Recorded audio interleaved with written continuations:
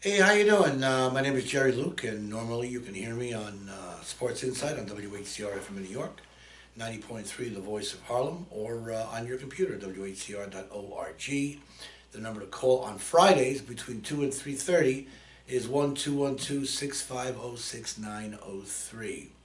I want to thank you very much for tuning me in. And I got two wacky things that happened to me the last couple of days that I'd like to share with you. As you know, I love going to the beach, and there's a really nice restaurant that I pass by on the way to the beach. And the last couple of days, I ordered sandwiches from them, and just got exactly not what I wanted. And I'm trying to figure out where the disconnect is.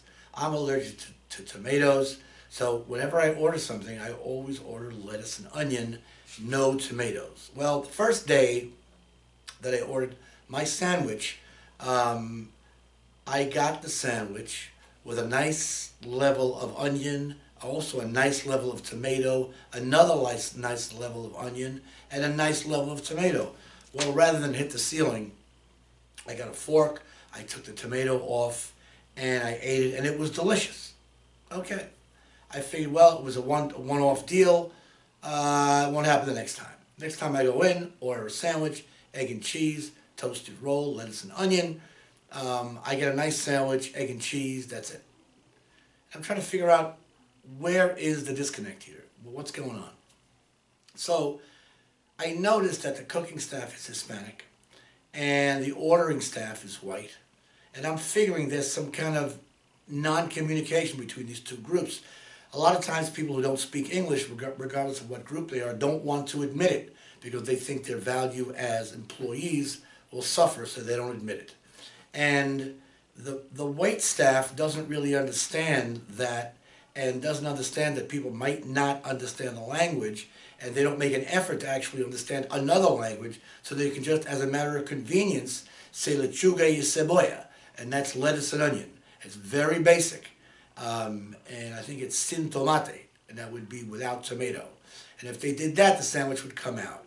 Now, what I'm thinking is, an employer has to sit down with its staff and before that make some kind of decision as to who speaks what language and what the levels of communication are.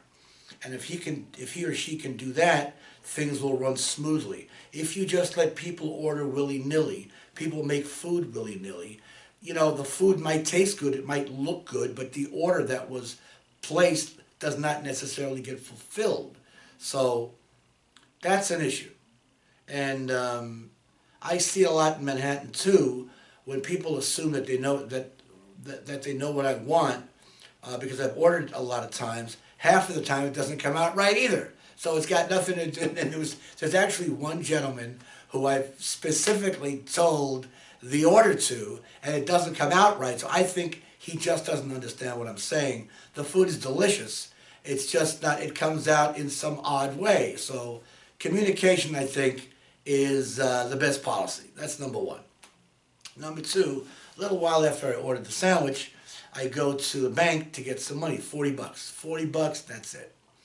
And a 20-minute event ensued this need to get 40 bucks.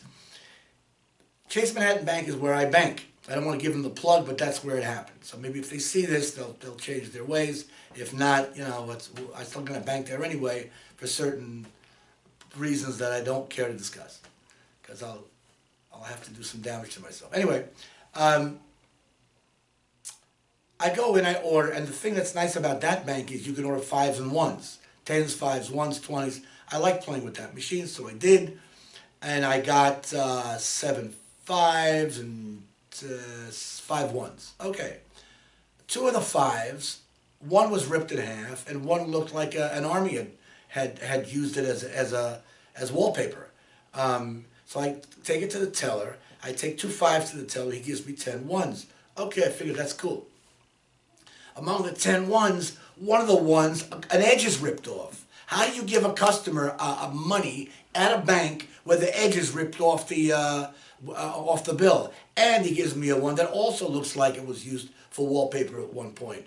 So now I take two of those dollars, give it back to the bank guy, and I said, just give me quarters. Give me 8 quarters. I buy newspapers all the time. Quarters will work.